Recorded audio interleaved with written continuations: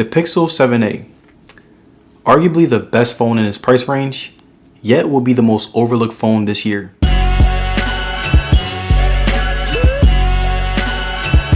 Now, the reason I say that the Pixel 7a is the best in its price range yet overlooked is because it has it all without breaking the bank. A really good display, a top tier software, a powerful chip, and one of the nicest looks with a strong build quality. But it's going to be overlooked for a number of reasons. One, it isn't part of the main lineup of Pixels, meaning that people look at the Pixel 7 as the true cheaper option. Two, it has a very weird release schedule, so no one was expecting it to come out pretty close to the other Pixels. And three, Google should market it better than they do. And if I'm being honest, the Pixel 7a felt like a surprise drop. It usually comes out in August to September, and it dropped while people were focused on the new Pixel Fold, so that's a recipe for disaster. But besides my thoughts and opinions on the Pixel 7a and its lack of promotion, I still wanted to share my experience with it to help you guys decide whether or not it's actually worth buying. Now, looking at the battery, this is where the 7a doesn't disappoint in the slightest. Over the past couple of weeks, I've tested how long the Pixel 7a lasts with medium to high usage. I was averaging around 4 hours of screen time a day, and I didn't really have any high hopes considering its price, but under the right circumstances, it's capable of lasting you all day, even with moderate use. The Pixel 7a supports 18-watt charging, which is pretty disappointing. It charges from 0 to 100% in about an hour and a half,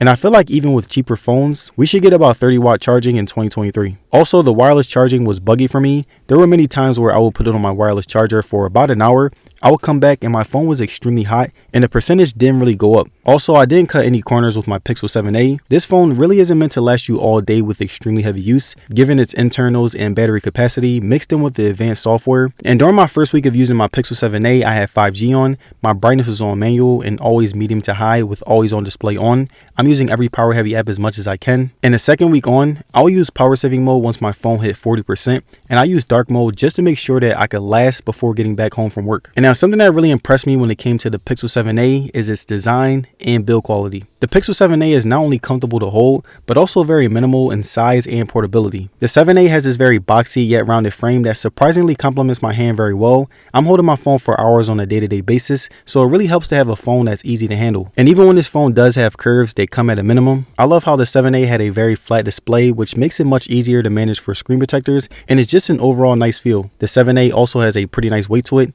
It weighs in at 193 grams, which is a little bit lighter than the 7. I couldn't tell the difference between them, and I didn't mind holding either. But besides the massive size and sharp curves, the Pixel 7a has really mastered that Google clean cut type of style. The buttons and ports were in the right places. The phone was sharp enough to add to the experience, and it's beautiful enough to use without a case, but the Pixel gets hella scratches, so be careful. Now, looking at display, the Pixel 7a has a 6.1-inch OLED display that is basically the exact same as the regular Pixel 7. I loved how it had the tiny hole punch camera that really maximizes the screen.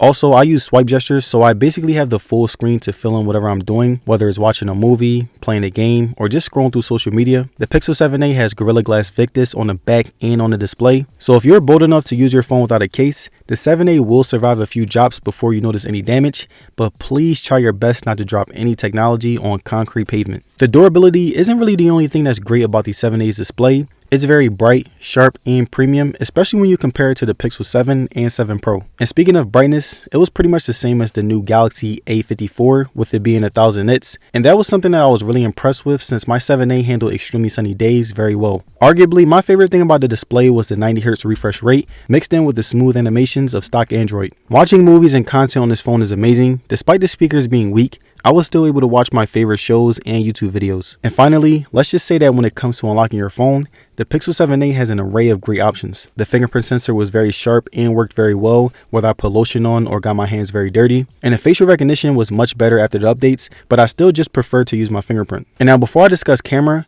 I want to go over some minor problems that I had to deal with in my few weeks of using the Pixel 7a. Now, the first problem that I had was that simple things would drain my battery very quickly. Like always on display would take up much more battery than on other phones. I would also struggle with gaming on my 7a. The battery would drain so quick that it didn't make me want to game on it at all. The next problem that I dealt with was the speakers were pretty weak. Like whenever I tried to show something to my homies at work and everyone else was talking, I could barely hear anything. Now moving on to camera, the Pixel 7a is a beast on the spec sheet. 64 megapixel main camera with a 13 megapixel ultra wide, and while the camera isn't as top tier as the Pixel 7 Pro, it's damn near very comparable. And something that I realized is that whenever I'm taking photos outside, the contrast is pretty bright but not too much. It still has a tone of realism and looks really good. The 7a also has pretty good zoom. The quality goes down a little more the more you zoom in, but it still looks really sharp. Ultra wide is a little bit more hidden when it comes to quality, but most phones at this price are. And the only problem that I have with it is that after you max it out, it doesn't really look that good, but it can be useful if something is very far away and you need to see. Selfies were pretty great, especially for the price range. Sharpening wasn't too much for me,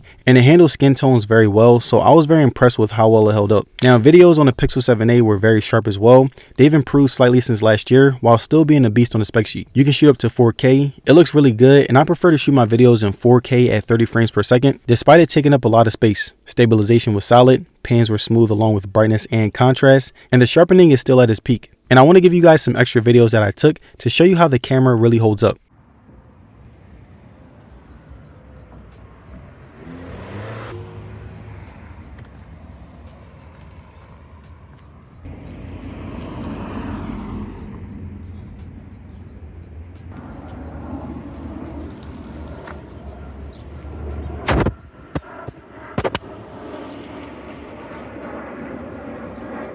And alright, that's it for my review on the Pixel 7a. It's a great phone for its price, and I would go on to say that it's basically the Pixel 7 but cheaper. It has a good display, great software, pretty mid battery life, and a bunch of other things that really make it worth the price. And let me know down in the comments, do you think that the Pixel 7a is a phone that's worth buying? Let me know. And I want to thank you guys for watching today's video, and I'm going to see you guys in the next one.